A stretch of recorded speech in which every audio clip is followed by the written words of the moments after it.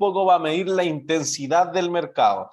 Si ustedes quisieran, aquí uno siempre piensa esto, oye, si quisiera buscarlo en Chile voy a ver cuánto está el CDS de LATAM Airlines, cuánto está el CDS de la Polar, cuánto está el de Casino Enjoy. No hay, nuestro mercado es muy pequeño, ¿entiendes? Aquí sobre todo hay datos de Estados Unidos, pero sí sirve, oye, quizás yo veía que la empresa era súper dura y miren, el CDS se ha disparado, no, pero todo el mercado se ha disparado.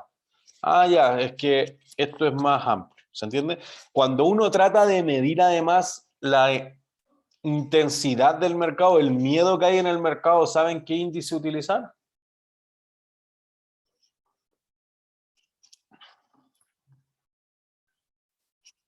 No saben. El VIX, ¿ya? El VIX justamente es, y después lo pueden ver mucho más con el profesor Zurita en opción en el segundo trimestre. Pero lo que trata de medir es la volatilidad implícita para ejercer una opción. ¿Ya? Una opción sobre el Standard & Poor's 500 de Estados Unidos. Entonces, las opciones pensémoslas como un seguro. Si hay mucho riesgo, ¿los seguros son más caros o son más baratos? Más caros. Más caros. Listo. Entonces, cuando uno mira el VIX, y voy a poner la función GP, que es para ver los gráficos de cualquier cosa, lo que vamos a tener ahí es justamente que cuando hay mucho miedo, el VIX sube mucho. ¿Ya? Fíjense, empieza la guerra y el VIX se empieza a disparar.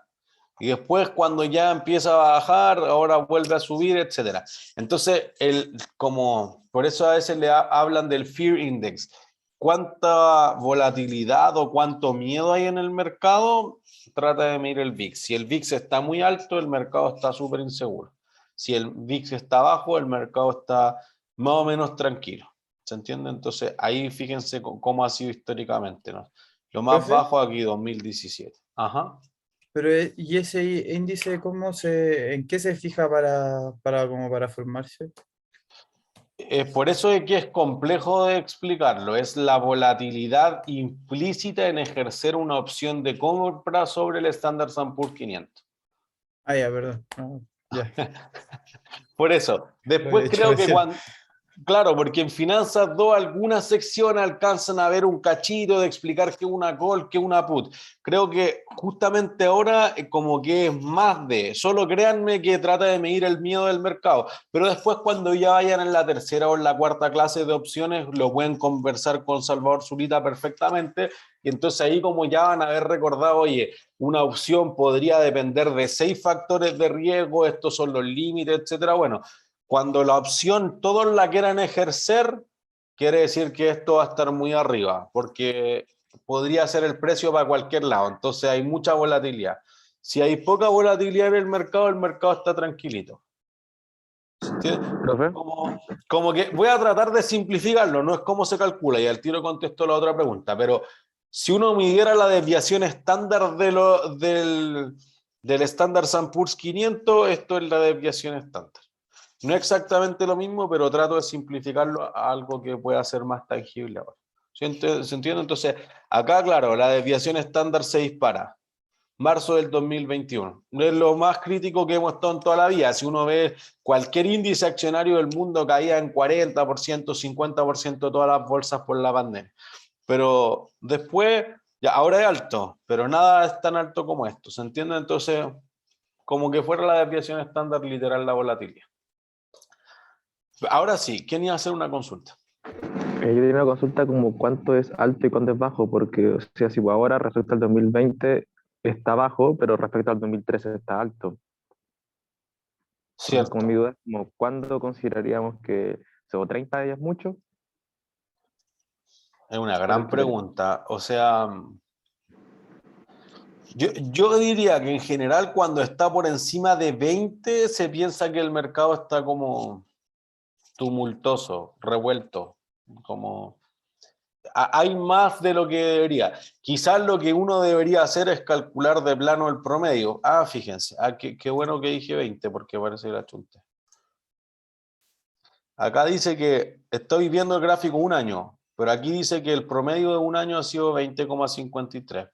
Entonces, Aquí ya un poco depende del gusto del consumidor, pero si yo le pongo el máximo de tiempo y me está dando 32 años de información, el promedio ha sido 19,72. Menos mal la chunté. Entonces, como por encima de 20, parece estar por encima del promedio, uno cree que es más de lo que, voy a reducirlo, no, ha sido la desviación estándar del Standard & Poor's 500 de los últimos 32 años, y menos de eso parece ser algo más tranquilo.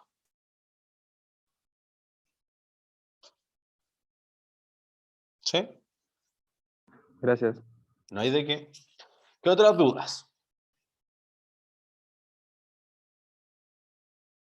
¿No?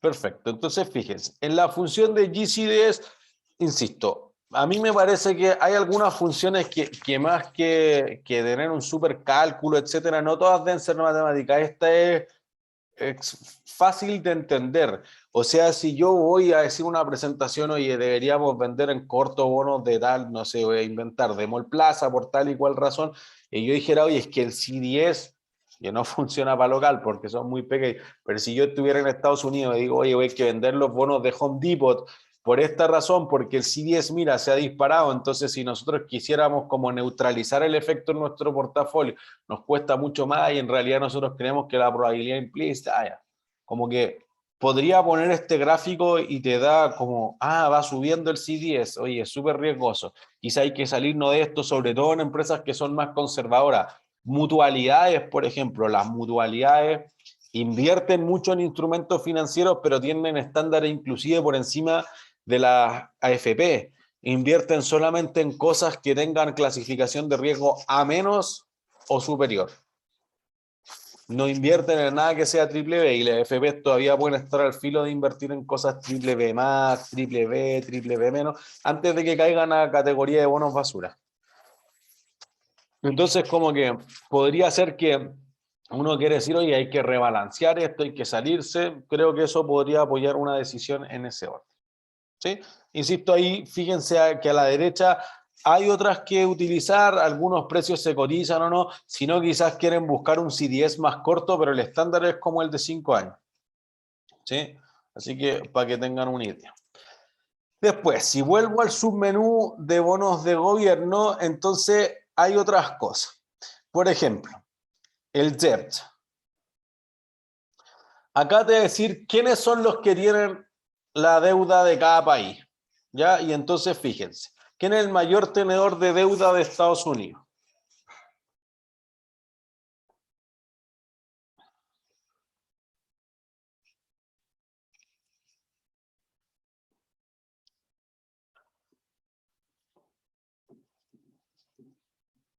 ¿Quién es el mayor tenedor de deuda de Estados Unidos? ¿La Reserva Federal? Sí, ¿por qué?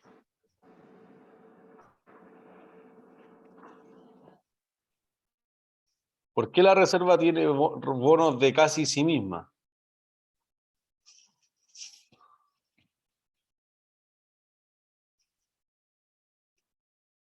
Acá es cuando macro debería pasar a tomar sentido práctico, real. Cuando un país quiere imprimir billetes, ¿cómo se los pasa a la gente?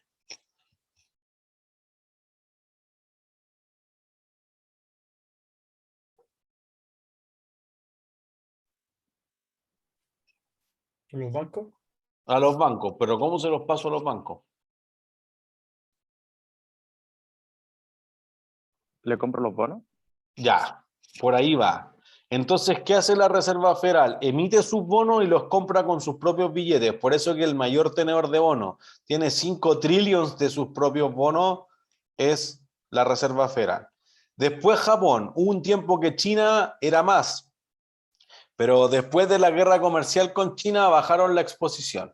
¿Sí? Entonces esto debe haber crecido hasta 2018, 2019 y después ya bajó un poco eso. Y Japón se expone más. ¿Por qué Japón es el mayor tenedor? Sobre todo porque Japón se endeuda a tasas negativas, va y compra los bonos del tesoro que son más seguros que los de ellos y entonces hace una estrategia y compra los de Estados Unidos, valga la redundancia.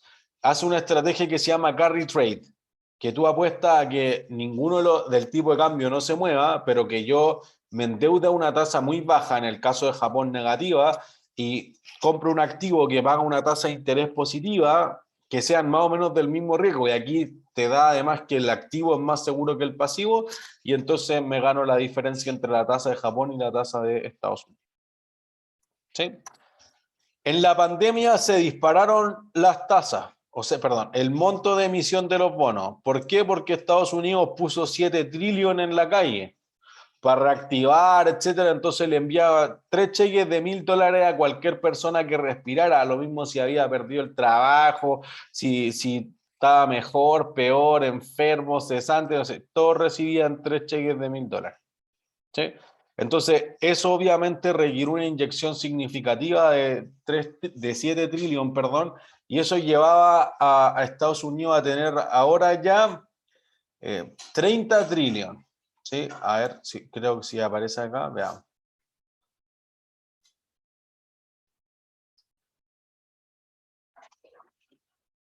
No, este es no es el dato en tiempo real, mira, en el dato en tiempo real, este.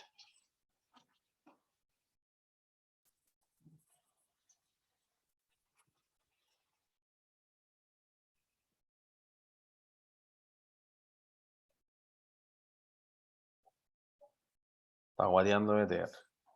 Ahí. Ven acá a la izquierda donde dice, no sé si es el mejor color. US Nation Debt, ese es 30 trillones. ¿Sí? Entonces, fíjense que la deuda de Estados Unidos crece por segundo en el fondo. Y crece más rápido que los ingresos por impuestos. Entonces, por eso que tiene una deuda brutal Estados Unidos. Después, si la quieren comparar, acá sale la del mundo por si acaso. Les voy a dejar la página en el chat por si nunca la vieron en alguna clase mía.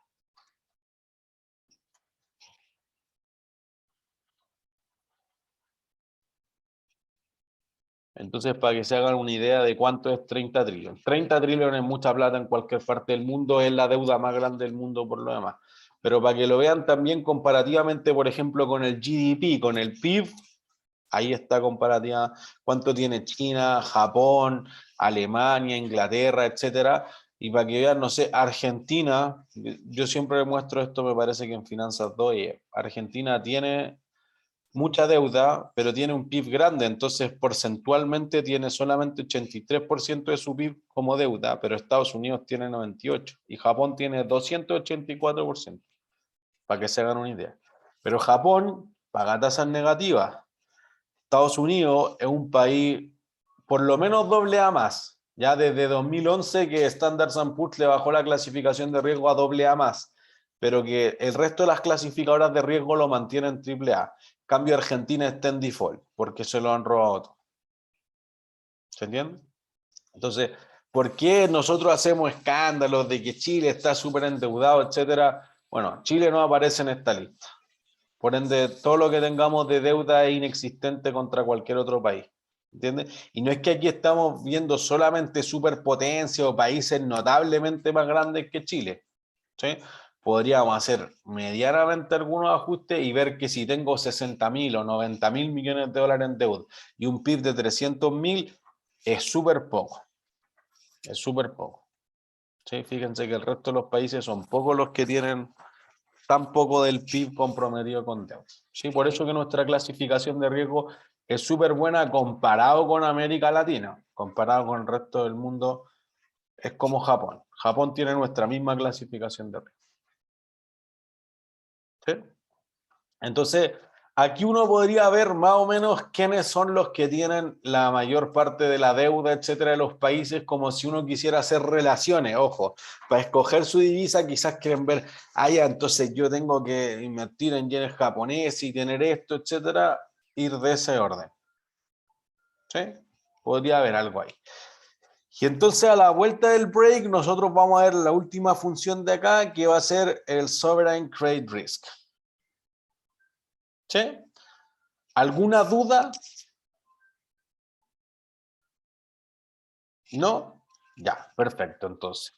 Vamos al break y volvemos a las 10:07. Retomemos entonces. Compartir acá. Ya, entonces, ¿en qué función de Bloomberg estamos? Nosotros estamos en la función SRSK, Sovereign Risk. ¿Sí? Entonces, todo lo que hemos visto un poco tiene que ver con las bases de todo, digamos, la tasa libre de riesgo, money market, todo lo que tenga que ver con administración de renta fija y sobre todo liquidez, tesorería, muy corto plazo. Entonces, esta función, ¿qué nos da? Nos da justamente que aquí tenemos la probabilidad de default de cada país. ¿Ya? Entonces, fíjense. Aquí tenemos que la probabilidad de Chipre de hacer default es 0,42. De Grecia es 0,3 y así sucesivamente. Fíjense que está separado por monedas de reserva, monedas duras, digamos, y monedas no duras, no de reserva. Entonces, Sudán tiene una probabilidad de 79,17% y Venezuela 66%. El Líbano, Costa de Marfil, Senegal, Sri Lanka, en el fondo, puros que están en default o en reestructuración. ¿Ya? Entonces, aquí podríamos bajar y nosotros podríamos decir, mira, acuérdense que todo lo que está en naranjo es customizable. Entonces yo voy a decir, dame América, para partir.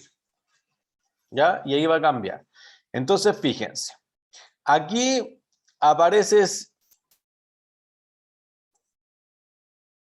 aquí. Chile. Entonces, Chile tiene una probabilidad de hacer default de 1,07%. 1,07%, ¿es alto o es bajo? Bajo. Bajo. ¿Cuánto les parecería alto?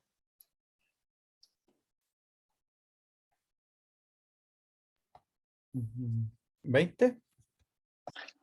Podría ser.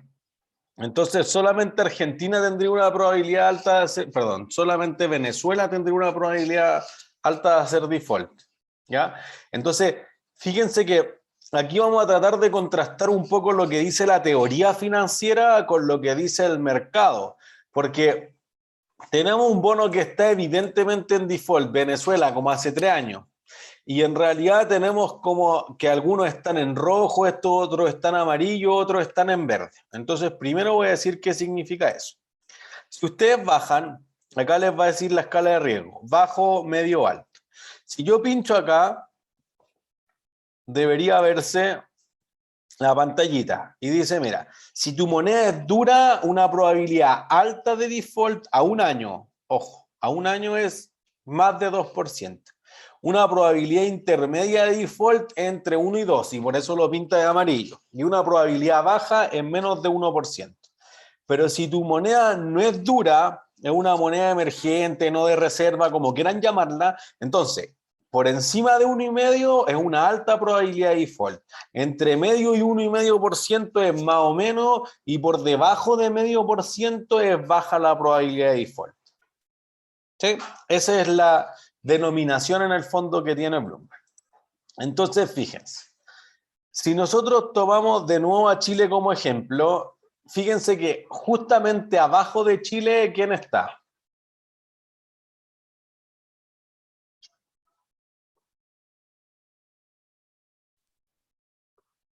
Trinidad y Tobago. Trinidad y Tobago. ¿Alguien creería que la probabilidad de default de Trinidad y Tobago es más baja que la de Chile?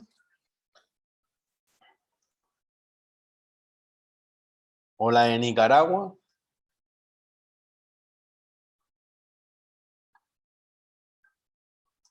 ¿Alguien cree eso, sinceramente? Estamos mirando aquí, aquí. Yo Raúl, no sé cómo perdón. funcionan esos países, pero claro, uno no pensaría, uno cree que Chile es como, en ese sentido, es como fuerte acá en Latinoamérica, ¿no? Cierto. Por eso es que uno dice, oye, sería raro no es imposible, pero sería raro que República Dominicana, Guatemala, Honduras, en general América Central, tuviera una mejor clasificación de riesgo que Chile. ¿Ya? Entonces, por eso que aquí hay que ponerlo en términos relativos. Fíjense que Brasil también, que Brasil es un país chatarra, la clasificación de riesgo de Brasil es por debajo de BBB-, y fue degradado hace harto tiempo, sobre todo después de que explotó el caso de los sobornos y de Petrobras y que metieron preso a Lula. Después de eso, la clasificación de riesgo de país bajó muchísimo. Entonces, Chile, que es, lo voy a colocar al lado, que es un país A, comparado con Brasil, que es un país W-, si no me equivoco. Voy a, de hecho, ir exactamente al dato para que después digan que no estoy inventando. Es que yo estaba pagando la cuenta. Voy a decir credit rating, datos macro. Esta página es muy buena.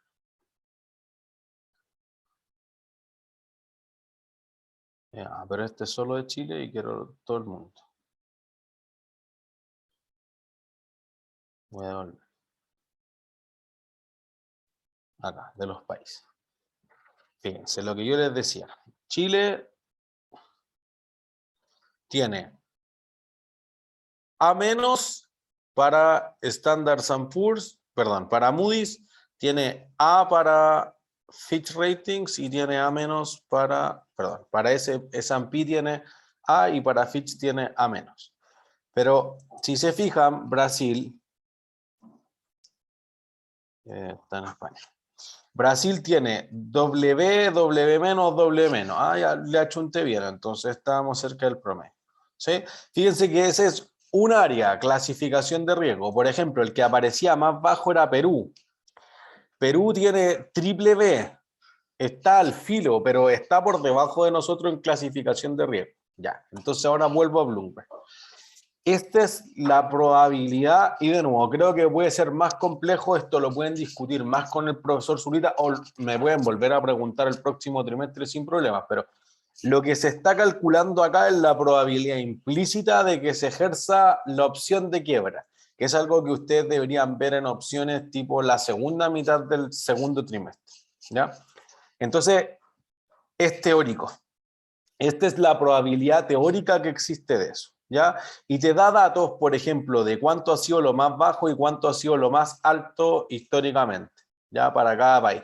Cuándo han estado en default, etc. Cuando defaultean ya no tiene sentido calcular la probabilidad práctica. Por eso que veíamos en la clase anterior cuando mostramos la tasa que paga un bono de Venezuela, 0. No es que pague 0, es que no tiene cotización el bono de Venezuela porque está en default hace mucho tiempo, ¿sí? Entonces, como que en esos casos tan extremos como eventos de cola que hay default, como que la data quizás carece un poco de sentido.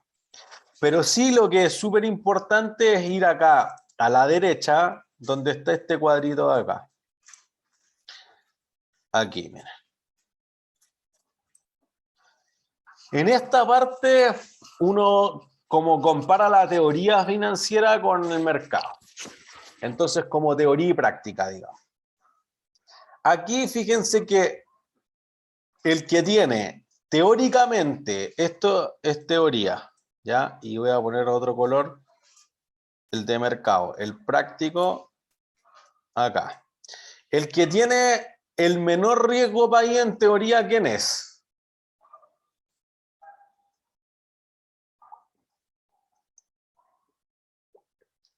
Aparte de Estados Unidos, obviamente.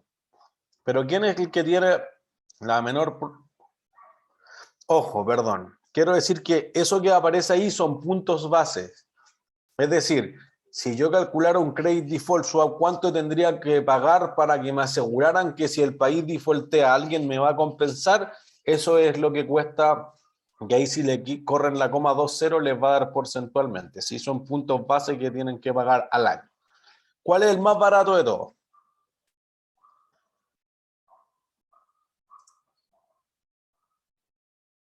República Dominicana. República Dominicana. Ya. Después, Uruguay. Uruguay. Y después está más peleado. Fíjense que Chile tiene 132 en teoría. Guatemala tiene 130 en teoría. Honduras tiene 133 en teoría. 105 en teoría. ¿Ya? Entonces, fíjense que esa es la versión teórica. Aquí, sobre todo lo que decíamos el primer día. Es un curso práctico de finanzas. Después pueden discutir más de la teoría en los cursos específicos de cada tema. A mí lo que me importa es la columna al lado. Market. ¿Quién es el que tiene el CDS más barato de todos?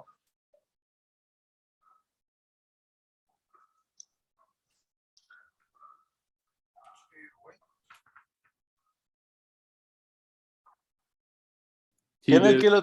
Chile. Después de Estados Unidos, Chile. ¿Se fijan? Y ahora Uruguay, que Uruguay ha tenido muy buen desempeño, sobre todo en la pandemia. Pero históricamente Chile ha sido muy distinto. En algún momento Colombia tuvo un CDS que era bien parecido al de Chile, pero fíjense ahora Colombia, 226. Entonces de repente dicen, no, está la embarrada en Chile, oye, todos nos vamos a escapar, etcétera. ¿A dónde? Las inversiones siempre son comparativamente, alternativamente. Entonces la gente dirá, me voy a arrancar. ¿A dónde te vas a arrancar? ¿A cuál de estos países? ¿Te vas a ir a Perú? Que Perú, claro, es parecido, pero paga 105.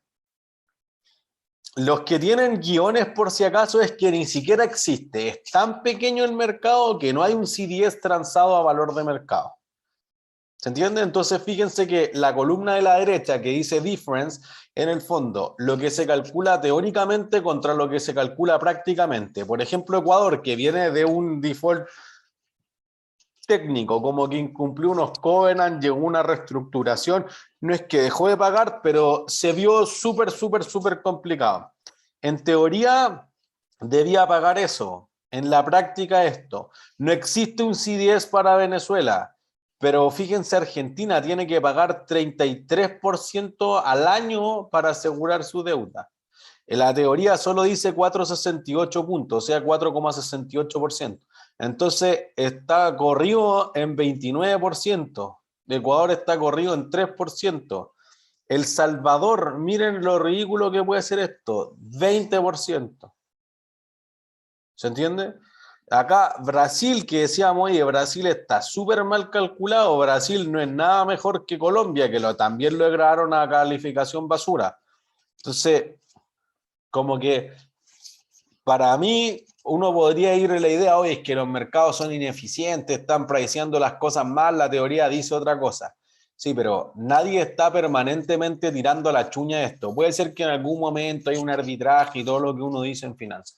Pero obviamente, si tú dices, oye, 10 años, 15 años, 20 años, Chile lleva el CDS más bajo de todo o está en el top 3 de los CDS más bajos de Latinoamérica, tiene que ser por algo. Eso de que nos vamos a arrancar de hoy día ya, eso no es lo que creen los mercados financieros. En estos son datos de los mercados financieros. Si tú dices, claro, me voy a ir a Finlandia, claro, es que estás comparando peras con sandías, no, ni siquiera con manzanas. ¿Entiendes? Si uno dice, oye, el barrio, el más barato sigue siendo Chile. Uno dice, ya, Uruguay, está bueno, pero Uruguay es un país chiquitito. Chile ya es chico en la región, pero Uruguay es mucho más chico todavía, entonces como posibilidades, desarrollos de mercado financiero, etcétera, es notablemente distinto a Chile. Que Chile, insisto, todavía es muy chico, pero... Por ejemplo, Uruguay no participa del MILA, del Mercado Integrado Latinoamericano, donde participan Perú, Chile, Colombia y México, y que los cuatro juntos tratan de hacer algo parecido a lo que es Brasil. Todavía son un poco más pequeños, pero tratan de acercarse. ¿Se entiende? Entonces, aquí es justamente donde uno dice, ya, quizás hemos exagerado. Esto llegó a ser 60 puntos base por lo demás. Entonces ha aumentado el riesgo país en un 50% y más. Cierto, no negamos eso. Solamente que hay que comparar contra el resto del vecindario, voy a decir.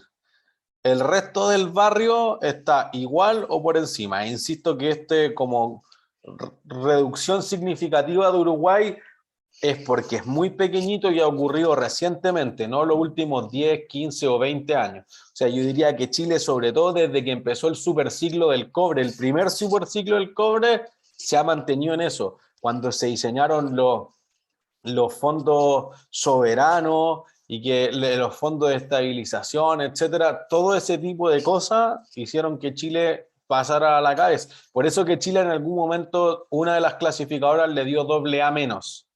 Era A más, AA menos, se mantenían tres. Hemos descendido un poco, es cierto, pero eso, de nuevo, comparativamente a lo que ha descendido el barrio, es distinto. ¿Sí? ¿Dudas hasta ahí?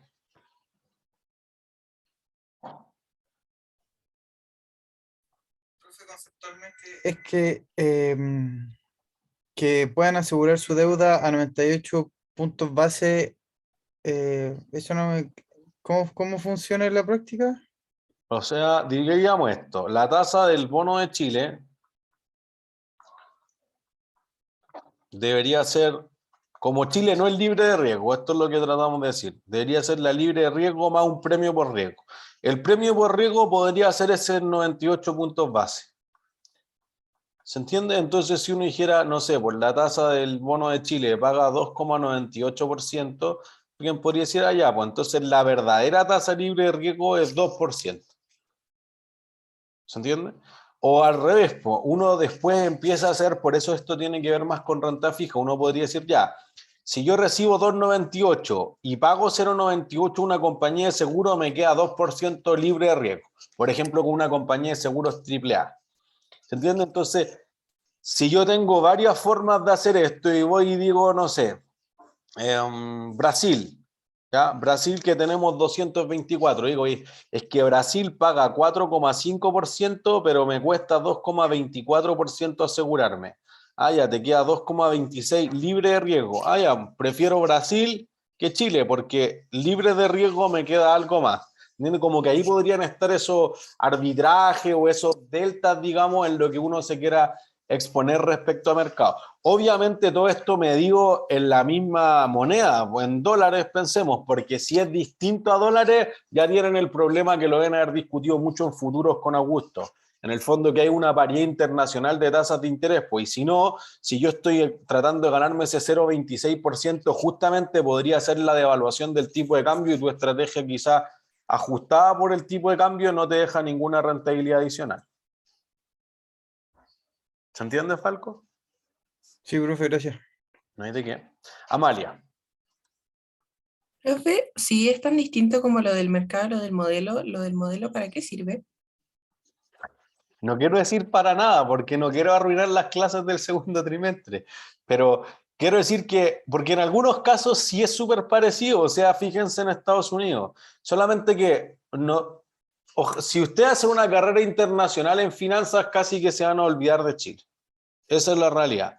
Si usted hace una carrera latinoamericana en finanzas, que tiene otros desafíos por lo demás, uno como que siempre dice, oye, lo sexy ir a trabajar a Nueva York. No estoy tan seguro, como que donde hay más plata tirada es en los mercados en desarrollo, sobre todo Asia no desarrollado, perdón, ha sido muy atractivo los últimos 10 años, Latinoamérica ha sido intensamente atractivo en los últimos 30 años, justamente porque pasa esto, como los mercados son ilíquidos, como tienen algunas brechas, como no hay tantos participantes del mercado, le falta profundidad o volumen, o tengo diferencias horarias, por ejemplo, o tengo hasta inclusive temas regulatorios, justamente se hacen esas diferencias entre la teoría y la práctica. Siempre va a haber una diferencia, pero la brecha es mucho más grande en los países latinoamericanos. Entonces, no quiero decir que la teoría no sirve para nada, pero la teoría es algo y a usted les va a tocar trabajar con la práctica en el fondo.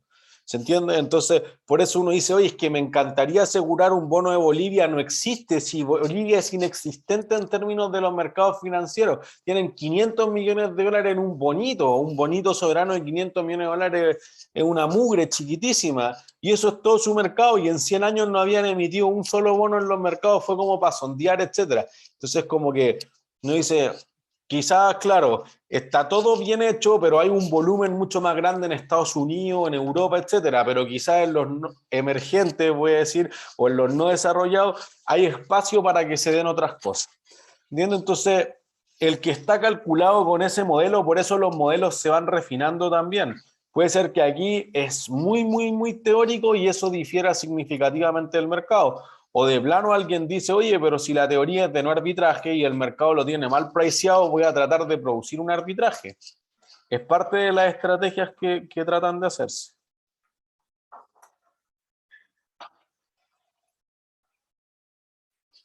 Sí, por eso.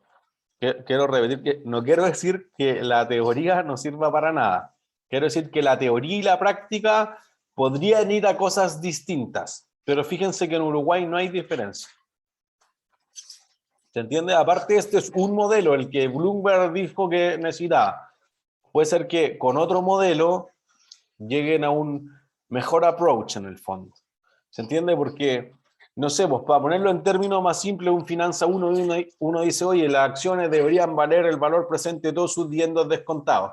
Ya, realmente si uno después va y trae a valor presente los dividendos, como que no te da el precio de mercado casi nunca, pero es para entender quizá una noción. Es que quizá hay que refinar un poco los dividendos, quizás lo que está mal calculado es la tasa de crecimiento, quizá hay otras cosas que incorporar en el modelo, como que depende de más factores. Entonces, como si no entiendo el modelo detrás, me parece que es difícil compararlo con el mercado como a este nivel de avance. Insisto que eso lo pueden discutir más con el profesor Zurita el segundo trimestre. Sí. Entonces, eso con la función de crédito soberano. ¿Alguna cosa específica que ustedes quieran hacer en Bloomberg? Este es el momento de pedir lo que quieran.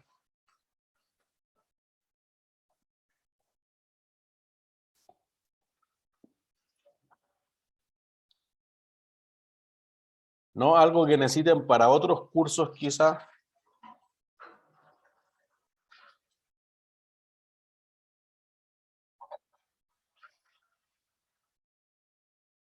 ¿No? Bueno, si alguien después necesita hacer algo específico, me avisa. Entonces, nosotros vamos a ir al submenú de la embarrada. De monedas, F11. ¿Ya? Deberían ver esto. Y lo que nosotros vamos a partir es por la función fxc.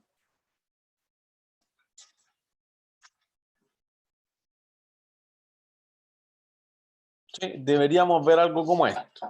Ya. Entonces, aquí me da la canasta de precios de las monedas del Medio Oriente. Fíjense que la mayor parte de las monedas del Medio Oriente tienen un tipo de cambio controlado. No voy a decir fijo porque es casi imposible hoy en día mantener un tipo de cambio fijo, pero es controlado. Por ende, la volatilidad de esas monedas es mucho más baja que otros. Entonces voy a cambiar el que viene acá y voy a decir primero las monedas más grandes, las majors. ¿Sí? Entonces fíjense, tienen dólar estadounidense, euro, yen japonés, libra esterlina, franco suizo, dólares canadienses, dólares australianos, dólares neozelandeses, dólares de Hong Kong, coronas noruegas y coronas suecas. Ya, esas son tus majors. Si después cambiamos a G10, no hay ninguna, sí, hay una diferencia. Chao los dólares de Hong Kong y pasamos a las coronas danesas. Esa es la única diferencia de las monedas G10 en el fondo de las 10 países más grandes, ¿sí? O las 10 monedas más grandes en este caso.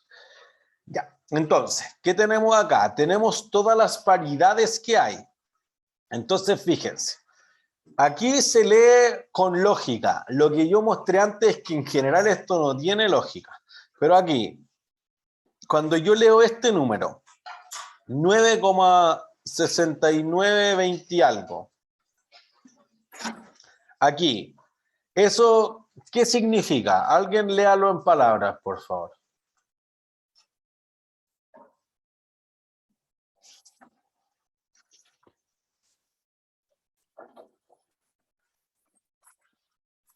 ¿Cuánto es ese tipo de cambio? 9,69, ¿qué? ¿Por qué? ¿SEC por dólar? Cierto, o sea, coronas suecas por dólar. ¿Ya? Entonces, eso es contrario al cómo se escribiría. La notación para eso sería así. O con guión también a veces se hace. Pero fíjense que se lee al revés. Entonces siempre es moneda fuerte contra moneda débil.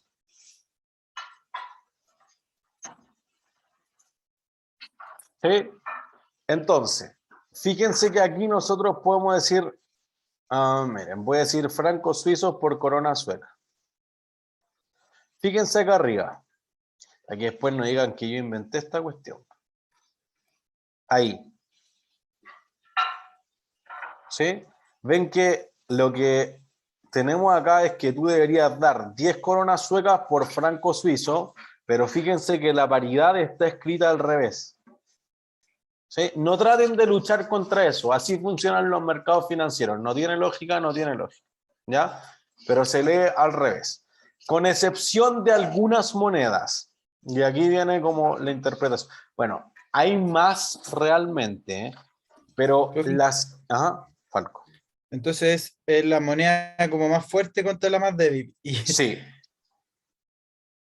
ya, sí, tal porque cual. si uno no conoce las monedas, uno no sabe, por lo menos yo no sé cuál es más fuerte que la otra en comparación. Ya, justo a eso voy. ¿Cuál es la moneda más fuerte del mundo? El dólar. El dólar. El dólar estadounidense. Listo. Entonces siempre es dólar contra cualquier otra cosa. Bueno, es decir, casi siempre. Ya, con 4 excepciones.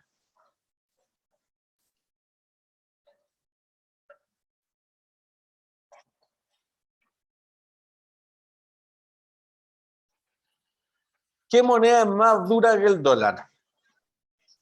Ustedes deberían saber al menos una. El euro. El euro, ya listo. Entonces el euro se plantea así, como si la débil fuera el dólar, ¿ya? Aquí voy a anticiparme porque cuando yo hago la pregunta, oye, ¿qué otra? No, que la libra esterlina, que el yen japonés, etcétera. No nos referimos a que la moneda valga más o menos que el dólar estadounidense. Solamente nos referimos a que sea una moneda más estable o uno crea que es más estable por lo demás, como una moneda de refugio, pensemos, ¿ya? Porque, por ejemplo, el canadiense contra el estadounidense hubo mucho tiempo, esta de acá, hubo mucho tiempo que eso era así como 0,99, 1,02. Yo me acuerdo, hace una década, cuando yo estaba en la mesa de dinero del Banco Santander, a veces decían, no, es que la paridad la deben haber puesto al revés, la voy a dar vuelta. Entonces, como decía, como si uno partido por 0,99 quizás daba 1,02, que era justamente la paridad de ayer, y dejaban la embarrada. Eso nunca cambia. Solamente cambia en estas monedas, en el euro contra el dólar. ¿Ya? En el australiano contra el dólar. Bueno, contra el estadounidense, voy a decir. En el neozelandés contra el estadounidense. ¿Sí? Y después en el...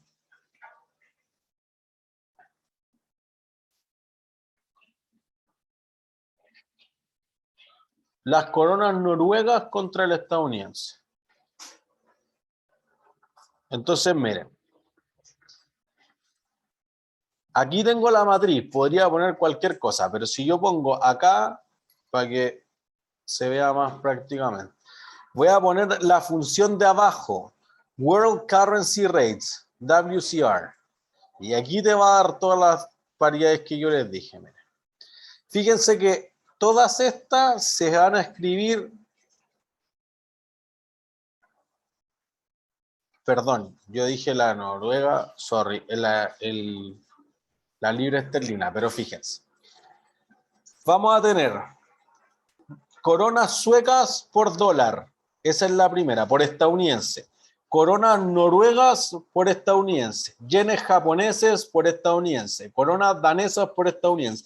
Franco suizo, fíjense que el franco suizo vale más que el dólar por estadounidense. Doy menos que un franco suizo, pero insisto que no tiene que ver con con cuánto valga la moneda. Y canadienses por estadounidense. Pero abajo están las 4 más clásicas que se dan vuelta.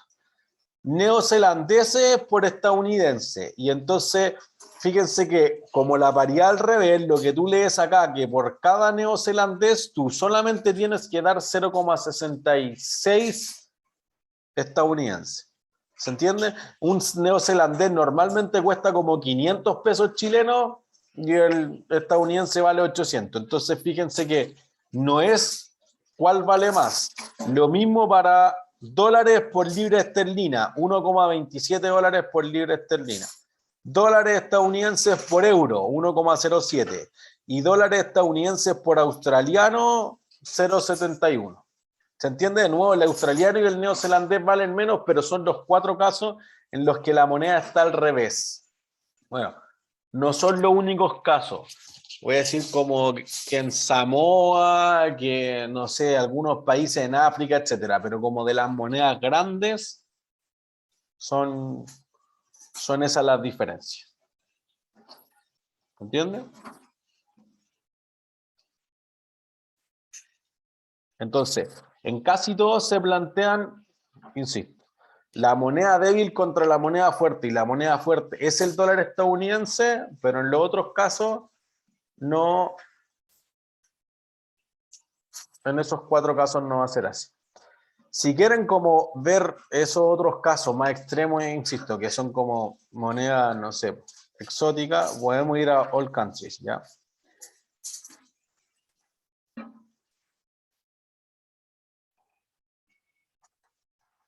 Pero fíjense, siempre dólar, dólar, dólar, pero miren, por ejemplo acá, la de Samoa que yo les di, la tala samoense.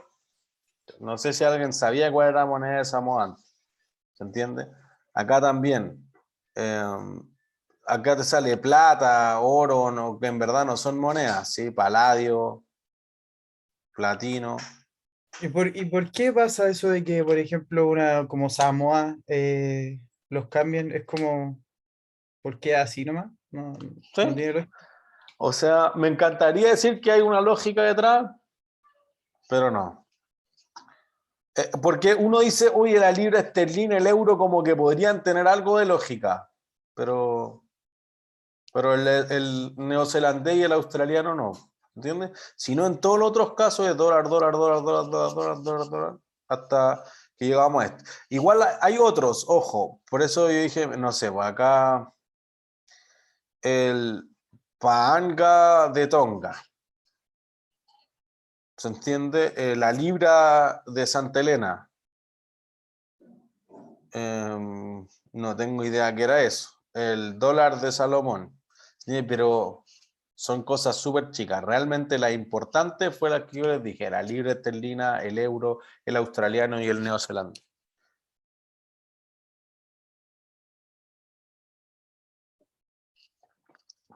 ¿Por qué sucede cosas ilógicas de los mercados financieros? Si a alguien le gusta Behavioral Finance, cuando tomen el electivo con Jaime Lavín pueden preguntarle ese tipo de cosas. Hay algunas cosas que no tienen mucho sentido en los mercados financieros, ¿no? ¿Sí? Entonces, como ahí tienen todas las libras de Gibraltar más. En general, las que tengan que ver con libras, etcétera, pero no todas. No sé.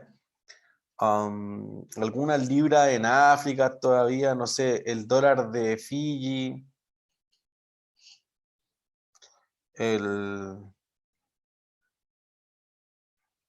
la pula de Botswana, etcétera. No sé. Hay unas 10 más, pero insisto que las 10 más importantes eran esas. ¿Sí? No sé si hay dudas. Profe, ¿y esto dónde puedo transarlo? ¿Dónde puedo transar como todas las variedades? Las más importantes, el dólar, cosas así. Podrían transarlo en cualquier plataforma, no sé, voy a decir Fácil y Toro. Sí, como que a todos les dará apareció en YouTube algún, pero podrían ir a una plataforma de trading tipo Capitaria, podrían tener MetaStock, FX Trader, no sé. En Estados Unidos es típico Robinhood. ¿En teoría me Con van a, su banco. me dan el mismo tipo de cambio o hay un spread cuando voy a esa página? Hay un spread con seguridad, porque esto es como, por eso este no es el dato que invente Bloomberg en el fondo, sino que aquí está todos los que tienen acuerdos de contribuir con el dato a Bloomberg. Bloomberg nunca inventa el dato, hizo, y esto yo lo tomé de lo que publica el Banco Central, en nuestro caso el interbancario.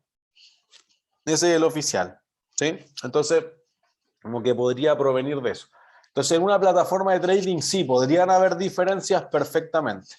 Y además, normalmente si yo hago como operaciones que están en horario acá, pero no están en horario en la otra parte, hay como un rollover, como traspasar la posición hacia el otro lado, podrían haber en ese tipo de cosas. Entonces, por eso que a veces uno se pregunta, y estas plataformas que tienen transacciones a comisión cero, ¿cómo sobreviven? Bueno, sobreviven en las puntas, en que tú vendes al bid, pero compraste al ask y tú te ganas las diferencias, y además sobrevivo con algunos otros como costos implícitos, como el rollover, como ciertos puntos, como en algunos casos que ha estado súper cuestionado en Estados Unidos, sobre todo después de lo de GameStop, es que Robinhood vendía el libro de órdenes a alguien como que se anticipaba al libro de órdenes.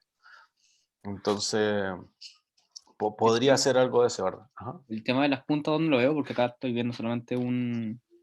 Si yo voy a pinchar, no sé, pues esta es la corona sueca, entonces yo podría hacer dos cosas. Si yo voy a la función de precios, fíjense que acá al centro, que ahora es donde vamos a estar más en la función de precios, en esta parte final de la clase, dice last price. Pero ahí yo podría escoger el bid y el ask. Entonces podría haber eso, ¿sí? Si no, aquí al ladito tengo la cotización al tiro de las puntas. Ahí tengo el bid y tengo el ask al lado. ¿Sí? Como el resto te da como el precio promedio, lo mismo que cómo se publica el dólar observado, el promedio lineal entre las dos puntas. ¿Sí? Si no...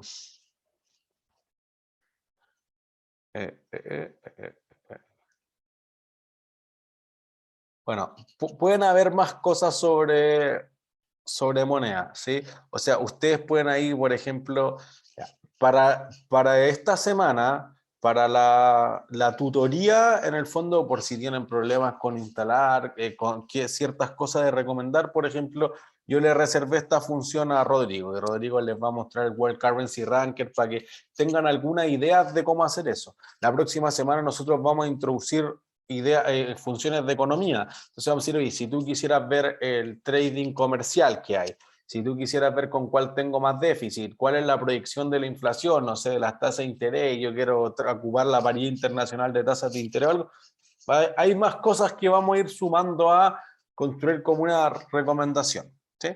Pero aquí podrían ver, por ejemplo, en esta función, cuáles son los diferenciales. Entonces tú podrías decir, oye, si tú crees que es una moneda que está súper apreciada contra el australiano y que está muy depreciada en tales plazos comparado con, por ejemplo, el canadiense o contra el de Hong Kong, etcétera, como que uno podría empezar a decir, oye, si están pagando mejor acá o peor allá, como que podría haber una decisión de comprar o vender. En Bloomberg es cierto que uno puede comprar y vender, no en nuestra versión, por si acaso. La función para comprar y vender es una gran pregunta. Quizás nosotros no nos aparece en el submenú nomás, pero en algunas funciones, en algún momento del curso, le decía, mira, aquí dice buy and sell. Realmente la función educacional, o sea, la versión educacional tiene eso sin poder utilizarlo, pero se puede perfectamente hacer en una versión profesional, comprar y vender a través de Bloomberg sin problema. De hecho, Bloomberg compró de la bolsa de Alemania, compró el área de derivados para que se transaran, y la bolsa de Alemania transaba una parte importante de las monedas transadas en Europa. Entonces, hay movimientos a través de Bloomberg para comprar y vender también, pero insisto, en la versión no educacional.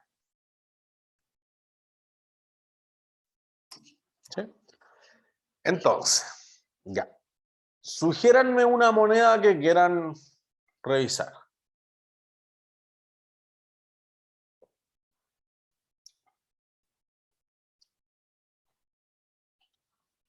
Dólar australiano. Dólar australiano, ya. Fíjense que yo puse dólar australiano. Si yo pongo el australiano por defecto, ya sé que viene al revés. Entonces, no voy a usar el australiano por una razón, pero fíjense que si no, abajo viene escrito. Voy a partir con algo más simple. Voy a partir con el peso chileno. Cuando yo pongo Chilean peso spot, no dice contra qué. Entonces aquí es donde tengo que asumir por defecto que justamente la paridad siempre va contra el dólar. Y fíjense cuánto hemos subido en la que va del día. Vamos en 8.53 y subiendo. ¿Ya? Entonces fíjense. ¿Qué tenemos acá? Esta función para ver los gráficos de los precios literal es Graphic Prices o GP. ¿Ya? Si acuérdense, si no recuerdan qué es lo que estamos viendo, la función siempre va a estar ahí y acá está el activo que estamos viendo, por si acaso. Entonces, ¿cuánto creen que sería una buena rentabilidad de obtener una moneda? Porcentualmente. Un 1%, ¿no? ¿1% en qué tiempo? En intradiario. ¿1% diario? Sí, eso suena como que sería súper bueno. Pero, ¿será posible obtener 1% diario? Depende de la moneda.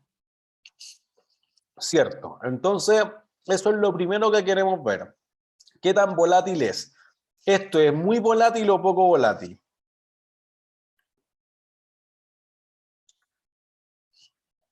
Poco. ¿Poco? ¿Cuánto es poco?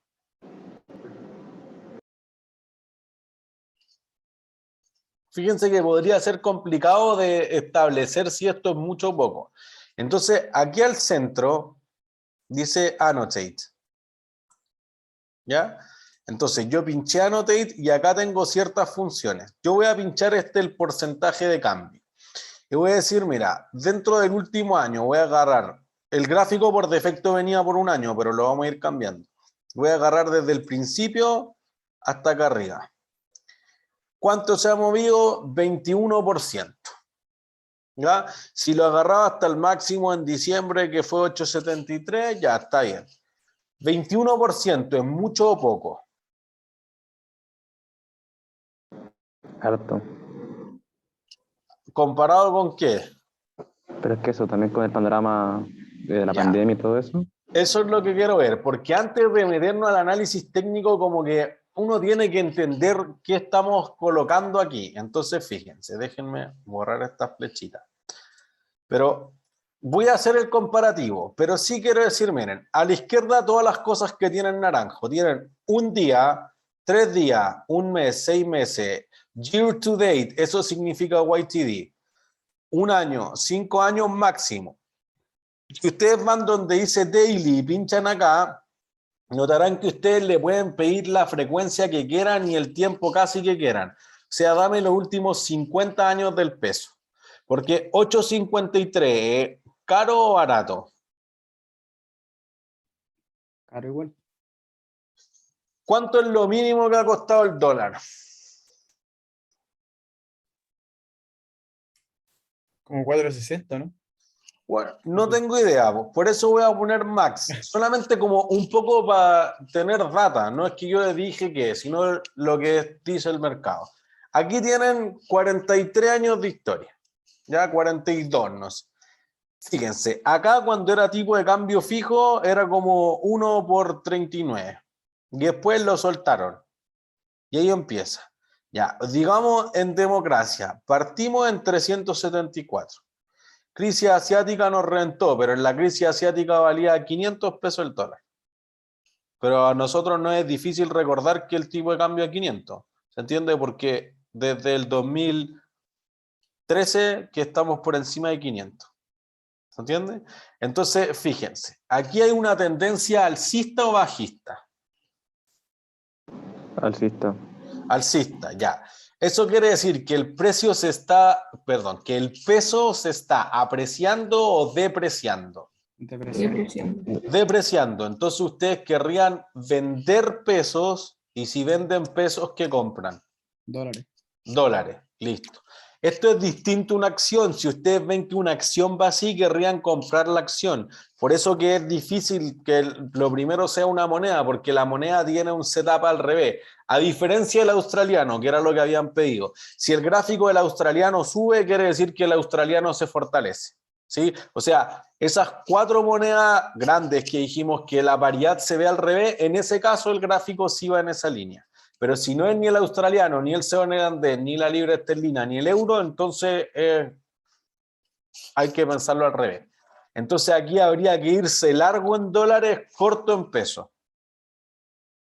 Profe, y en esas monedas cuando funciona al revés, por ejemplo, cuando sube se ven rojos los No, numeritos de arriba, no, ¿no?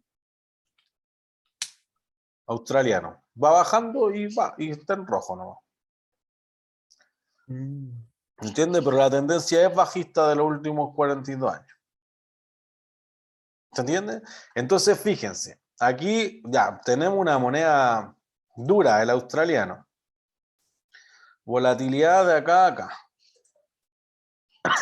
40%. ¿Ya? Ya vimos el peso chileno. Lo que pasa es esto. Si uno quiere hacer un comparativo realmente, y no tengo idea, como que uno tiene que fijar un piso. Porque además lo que yo mencionaba un poco la semana pasada cuando leíamos el programa sobre esto. Como que las inversiones más pasivas, que no es a lo que se dedica el análisis técnico, las inversiones más pasivas que son como buy and hold, o de plano si alguien se dedica a las criptomonedas, hodl, que yo compro y aguanto mucho tiempo, quizás no es lo que hace el análisis técnico. El análisis técnico está mucho más relacionado al trading, y el trading es más comprar y vender muchas veces. Entonces quizás mirar 42 años no es algo que nosotros quisiéramos. Voy a volver al peso, ¿ya? Voy a decir, no quiero tanto tiempo, quiero un mes y chao. Pero si se fijan, cuando yo pincho acá en la frecuencia, aquí te está dando un mes en intervalos de 30 minutos. Pero fíjense que ustedes podrían decirle, oye, dame 3 días en minutos. O dame cada transacción que se haya hecho en los últimos 10 días. Eso es otra frecuencia. Y por eso que esto es lo que en criptomonedas típicamente se llama scalping o high frequency trading, es hacia donde ha ido el mundo. Hay un libro muy famoso que se llama Los Flash Boys, que muestra cómo los traders en Nueva York ya no tratan de hacer como una gran pasada de 60%. Prefieren hacer 10.000 pasadas de 0,01% y eso puede ser mucho más rentable en el largo plazo. Tiene que ver con las comisiones también, porque si las comisiones no son fijas o son cero, te va a reventar. Pero además que eso lo hacían personas, pero hoy en día un bot bien programado puede hacer high frequency trading, hasta 6 transacciones por segundo. Entonces quizás tú no quieres, oye, me hice una pasada de 5% en una semana, es súper bueno para efectos del trabajo, pero alguien dice, oye, en 30 segundos hice una pasada de 0,1%. Si hago 10 de esas diarias, me jubilo en 5 años. ¿Se entiende? Entonces, fíjense que si a alguien le gusta más programar, si a alguien le gusta más como, que es la tónica de lo que más se, de los robo-advisors, no sé si alguien invierte con Fintual está basado mucho en más programación que en un análisis más tradicional de si el activo está por encima o por debajo, que los múltiplos, que la situación económica, etcétera. Entonces, todo lo que es finanzas más computacionales tiene que ver mucho más con trading de alta frecuencia, high frequency trading. E insisto, si alguien después quiere leer, lo voy a poner en el chat, pero se llama Flash Boys, el libro de High Frequency Trading.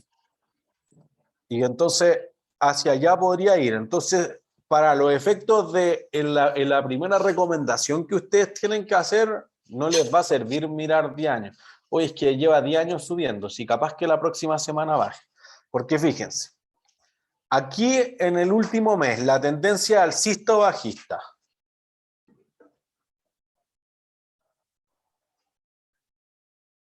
Alcista.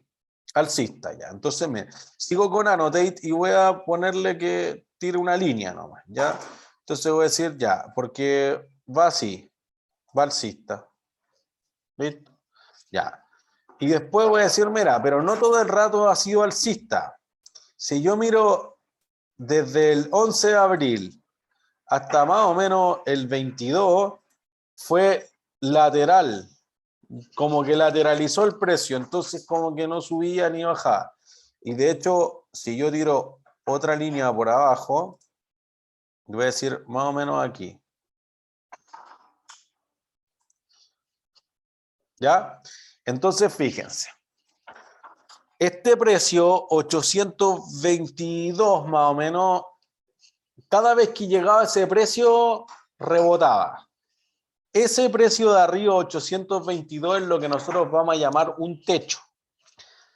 Cada vez que bajaba hasta acá, cerca de 800, que es como un nivel psicológico, precios cerrados, rebotaba pero al alza. Entonces eso es lo que nosotros vamos a llamar un piso. Un piso se conforma por muchos mínimos, pero que la gente dice ya es suficientemente barato y vuelve a comprar. Cuando nosotros tenemos un techo, está hecho de muchos máximos, no es un punto. Por ejemplo, 854 acá arriba no es un techo, porque es una vez, pero podría seguir subiendo. ¿Entiendes? Detrás de esto hay que acá, voy a ir rayando acá, mira. Rebotó una vez, 2 veces, 3 veces, 4 veces, 5 veces, ya, y ahí ya rompió la tendencia. Acá 1, 2, 3 veces, ¿ya? Entonces, primero, el análisis gráfico no va a ser perfecto. No traten de hacer eso porque van a sufrir mucho. Jamás va a ser perfecto. Lo que sí podemos decir es que un piso va a ser, mientras más veces rebote en ese piso, es más duro. Mientras más veces rebote en ese techo, más duro. Entonces, si está hecho por 5 mínimos, por 10, por 15, por 20, tanto mejor. ¿Sí? Fíjense que en la línea de tendencia que yo puse también es un techo, pero que va alcista. Entonces hay un rebote acá, 2 rebotes, 3 rebotes, y aquí vamos en el cuarto. ¿Se entiende? Quizás podría tirar un piso por abajo también, y eso podría darme lo que vamos a llamar un canal alcista. ¿Ya? Esta franja que se forma aquí entre un techo y un piso es un canal. Si va hacia el lado, un canal lateral. Si va hacia arriba, es un canal alcista. Si va hacia abajo, es un canal bajista. ¿Sí? ¿Dudas hasta ahí?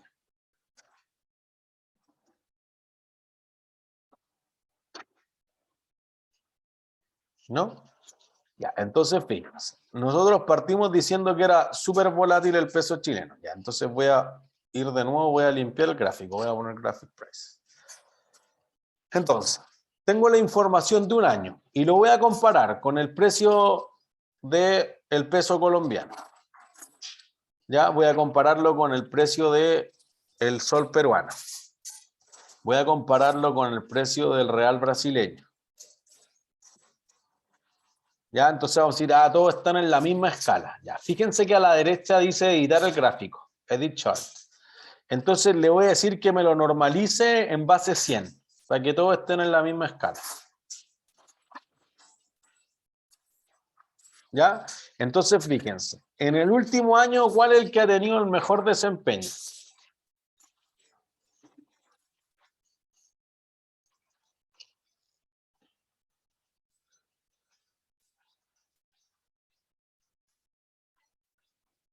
¿Cómo, profe? ¿Puedes repetir? Que En el último año, ¿cuál es el que ha tenido el mejor desempeño?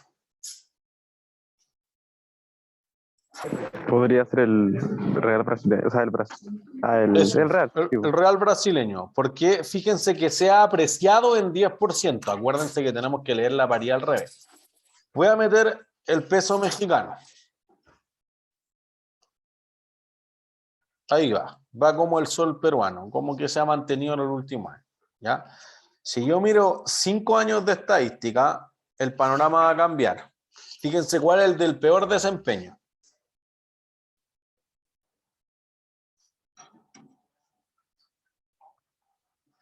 Brasil. El real brasileño.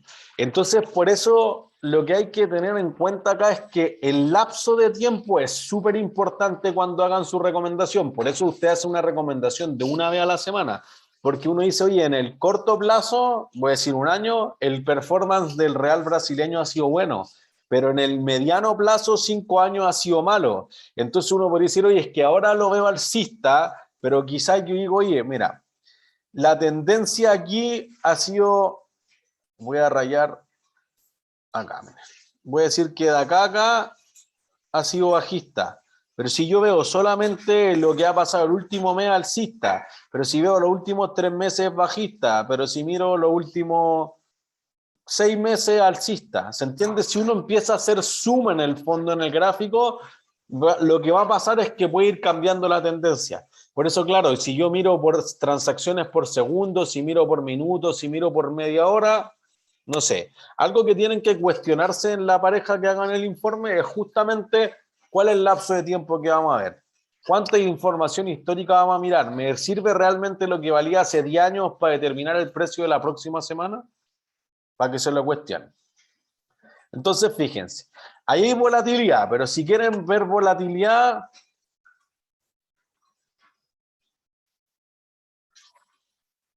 eso es volatilidad. 5 años. 5 años. ¿Sí? Pero fíjense, voy a decir desde el corralito, voy a decir exactamente los últimos 20 años.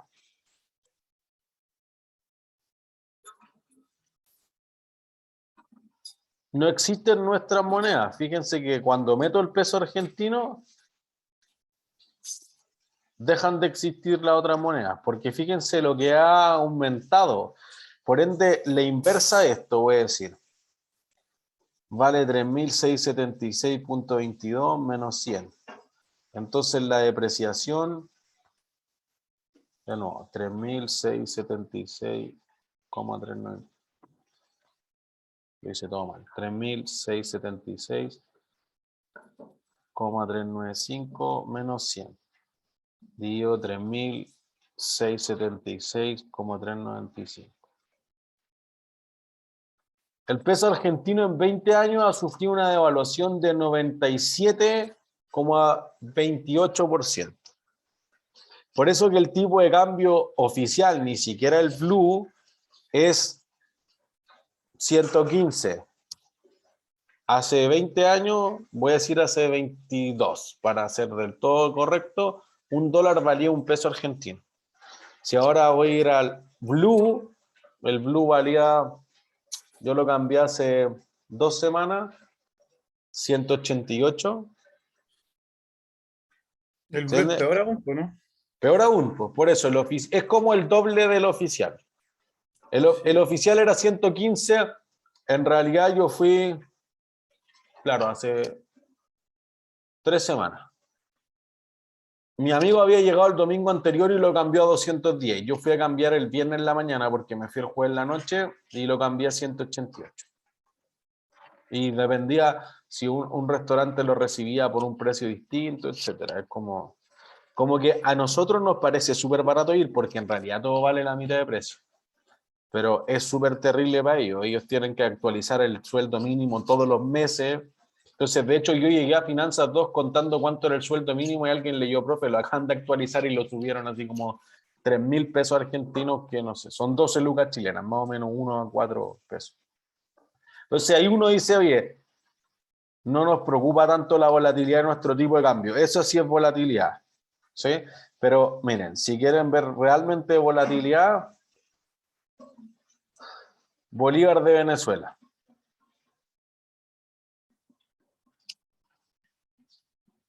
¿Lo ven? Y fíjense que en 2018 ya deja de publicar datos. Pero 29,62 millones es lo que por ciento se ha depreciado. Fíjense que hasta Argentina aparece una línea recta, o sea que no es volátil comparado con Venezuela. ¿Se entiende? Entonces, cuando uno está mirando eso, uno tiene que ver comparativamente. Ahí, si se fijan, estamos viendo 20 años y pueden ver la leyenda de aquí a la izquierda.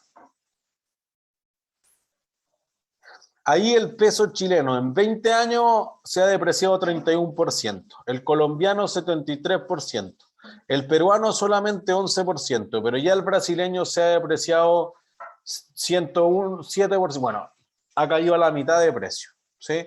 El peso mexicano 217% y ya los otros números se salen de control. ¿Se entiende? Como para tener una idea. ¿Sí? Entonces, para cerrar la clase, voy a volver solamente al peso chileno para no tener sobrecargado el gráfico. GP. Listo. Lo que sería ideal aquí es que ustedes puedan ver cierto hito. Entonces, que ustedes digan, voy a rayar con la misma función que vimos recién. Es decir, que ustedes puedan decir, por ejemplo, y yo veo un canal alcista por aquí, este es el techo, y veo uno bajista, o sea, perdón, alcista, pero el piso por acá, por ejemplo. Estoy haciendo un gráfico pésimo, pero es para que tengamos una idea. Entonces, nosotros diríamos, ¿en qué parte del gráfico compro? ¿En el piso o en el techo? Piso, Piso. Listo. Acá. ¿Y vendo? el techo. En el techo. Ya. ¿Qué compro aquí? Dólares. Compro dólares. Listo. Acuérdense que la paridad se lee al revés. ¿Y acá qué vendo? Los mismos dólares, ¿no? Dólares. Ya. Entonces, si vendo dólares, entonces compro pesos. Y si compro dólares, vendo pesos. ¿Sí? Es como la lógica al revés, porque decir, estamos viendo el peso, insisto que la lógica al revés. Entonces, no, acuérdense, no tienen que redactar el informe, pero para que lo discutan un poco en el grupo, mientras hagan el formato, que les quede bonito, ojalá que haya una transacción acá y una acá, una acá y una acá. Después ya no hicimos nada, pero volvimos a comprar acá, vendimos acá. ¿Se entiende? Porque alguien podría decir, oye, yo compré acá y vendí acá. Está bueno, pero si yo pudiera comprar acá, vender acá, comprar acá, vender acá, comprar acá, vender acá, comprar acá, vender acá, comprar acá, vender acá, comprar acá, vender acá, y así sucesivamente, gano mucho más que si holdeo los 20 días de corrido. ¿Se entiende? Entonces ustedes deberían tratar de recomendar ciertas cosas. Y entonces la próxima semana vamos a enseñar lo que es un stop loss, lo que es un take profit. Vamos a mostrarlo o vamos a tratar de probar la estrategia que ustedes al menos pensaron. No la escriban, pero pensaron la próxima semana para ver qué hicieron bien, qué hicieron mal, y ya nos vamos a mover hacia los commodities para tratar de agregarle un par de cosas más. ¿Sí? No sé si quedan dudas.